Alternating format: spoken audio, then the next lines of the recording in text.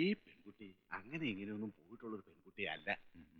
പിന്നെ സുകുമാരൻ സാറ് പറഞ്ഞതുകൊണ്ട് മാത്രം അറ്റ കൈക്ക് ഞാനൊരു കെടുകാര്യം ചെയ്തതാ. സൂക്ഷിച്ച് കൈകാര്യം ചെയ്യണം കേട്ടോ.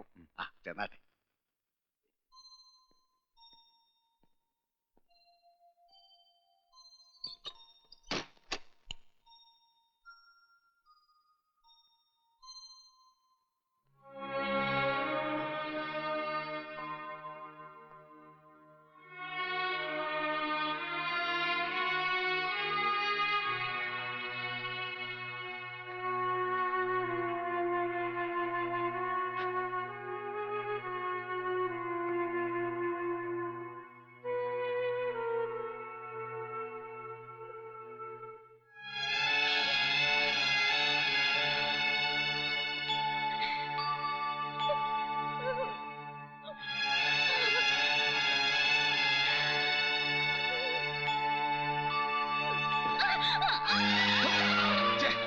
കരഞ്ഞു വിളിക്കാനാണ് പിന്നെ എന്തിനാണ് ഇങ്ങോട്ട് ഇറങ്ങി പുറപ്പെട്ടത്?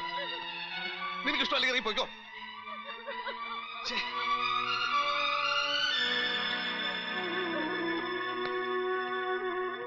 ഇങ്ങോട്ട് വാടി. എന്താടി എന്താടി ഇന്ന് പറയുന്നത്? അയാള് നിന്നെ നിർബന്ധിച്ചുകൊണ്ടെന്നാണോ? കരയണ്ട. നിനക്ക് ഇഷ്ടമല്ലെങ്കിൽ നിന്നെ ഞാൻ ഒന്നും ചെയ്യില്ല. നമുക്ക് വർത്താനം പറഞ്ഞിരിക്കാലോ. എന്താ ഇരിക്കേ. ചിരിക്കണേ.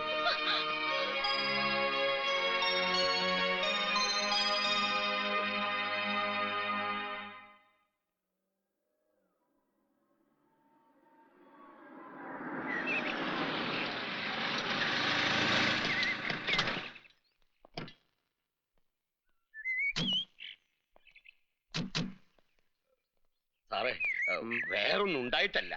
ഇല്ലത്തേക്ക് ഞാനില്ല. നേരെ ചെന്നാൽ ഒരു കലുങ്ക് കാണാം. അവിടുന്ന് താഴോട്ട് ഇറങ്ങിയാൽ ഇല്ലവായി. എനിക്ക് അല്പം തിരക്കുണ്ട്. ശരി എന്നാട്ടെ.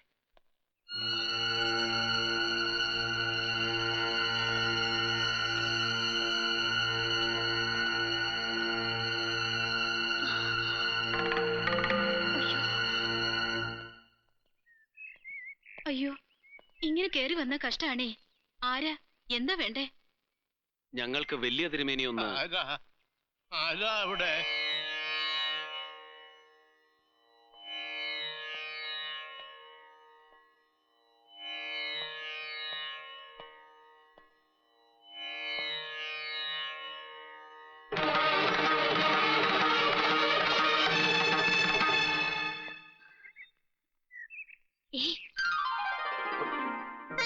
എന്തിനാ ഇങ്ങോട്ട് വന്നത്? ഞാൻ പറഞ്ഞിരുന്നില്ലേ എല്ലാം. എന്നിട്ട് അല്ല, ഞാൻ കുട്ടിയുടെ വിടാറിട്ട് വന്നതല്ല. എന്റെ കൂടെയുള്ള ആൾക്ക് ഇവിടെ ആരോ കാണുമെന്ന് പറഞ്ഞു.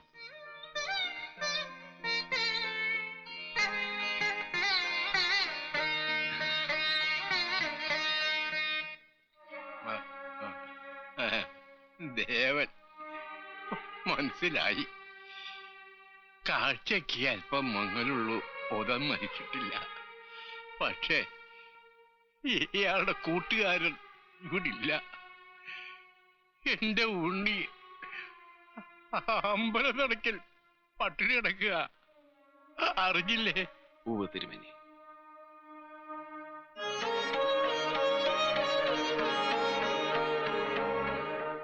ബ്രാഹ്മണനായി ജനിച്ച ശാപം ഉപവസിച്ചാൽ തീരില്ലെന്ന് അയാൾക്ക് അറിയില്ല. തിരുമേനി വിഷമിക്കണ്ട, ഹരിയെ ഞാൻ കൊണ്ടുവരാം. എങ്കിൽ അതൊരു പുണ്യമാകും. പൊയ്ക്കോളൂ ഇവിടുന്ന്. പുറത്തെ ആളുകൾ ബഹളം വെക്കണം. അടിച്ചു പൊളിക്കടാ. വണ്ടി തൊട്ടുപോരുത്.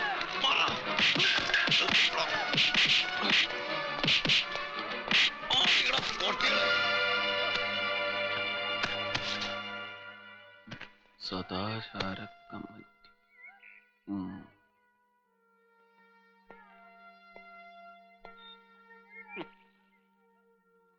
സദാചാര കമ്മിറ്റി ആരാ അതിന്റെ ആഫീസർ? ഒരു അപേക്ഷയുണ്ട്. ഈ വ്യഭിചാരം ഇന്നേ വരെ ഒരു ജാതിക്കും സംവരണം ചെയ്തു കൊടുത്തിട്ടില്ല. സർക്കാരിന് വിട്ടുപോയതാവും. പാവ അന്തർജനങ്ങള് അതെങ്കിലും ചെയ്ത് കഴിഞ്ഞോട്ടെ. നാറി കണ്ട തേവിടിച്ചുകൾക്ക് കൂടുതൽ ആർക്കാടാ ചങ്കൂറ്റുള്ളത്? വാടാ പുന്നന്മാരെ. തിന്നു കൊഴുത്ത് മേധസ് കൂടിയ പെണ്ണിന്റെ കാമദാഹം തീർക്കാനല്ല, വിശപ്പ് സഹിക്കാനാവാതെ ഉടുതുണി അടിക്കേണ്ടി വന്ന ഗതികേടാണ് അവിടെ നടക്കുന്നത്. അത് നിർത്തണോ? എങ്കിൽ പട്ടിണി കൂടാതെ ജീവിക്കാൻ അവർക്ക് മറ്റൊരു വഴി ഉണ്ടാക്കി കൊടുക്കണം. നീ കൊടുക്കോ? നിനക്ക് പറ്റുവോടാ? ഉണ്ടാക്കി കൊടുക്കോടാ പട്ടികളെ. നിന്റെയൊക്കെ സദാചാരം.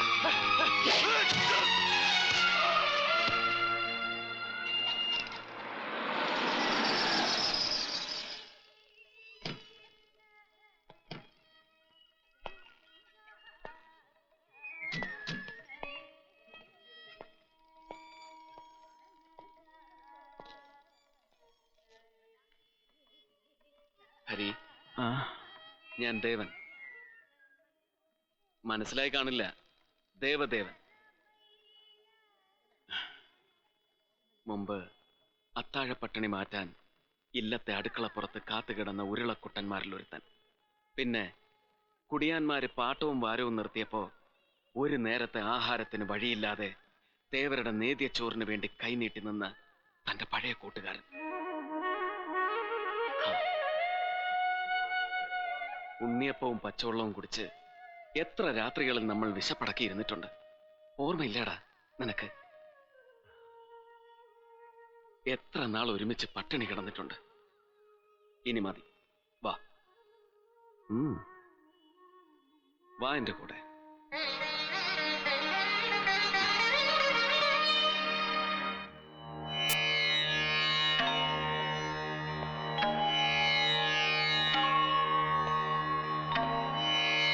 ഹരി, മറ്റ് സമരമുറകളെ പോലെയല്ല നിരാഹാരം.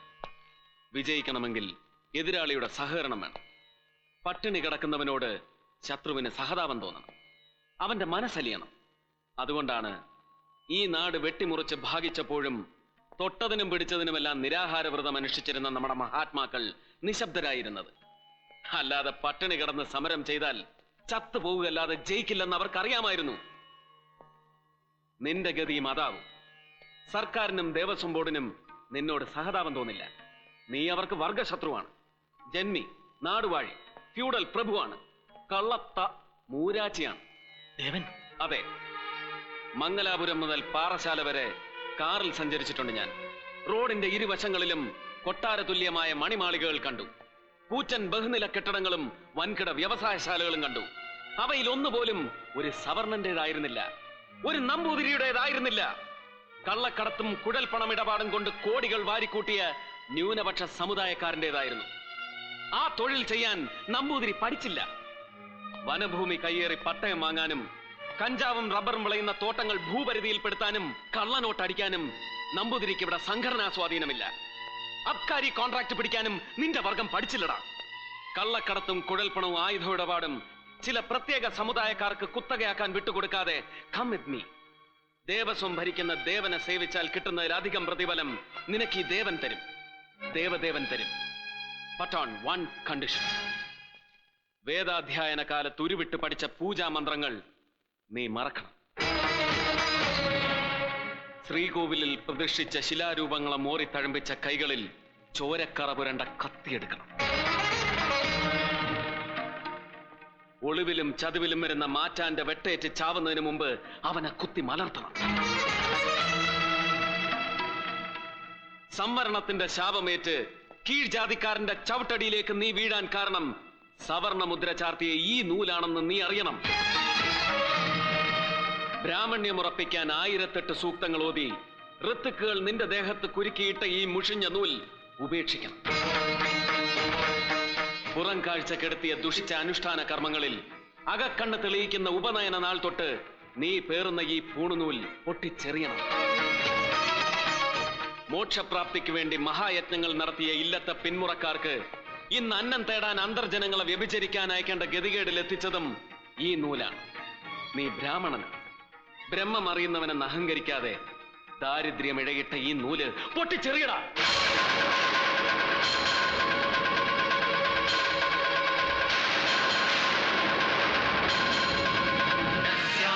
സമുദ്രമുഖ സിന്ധു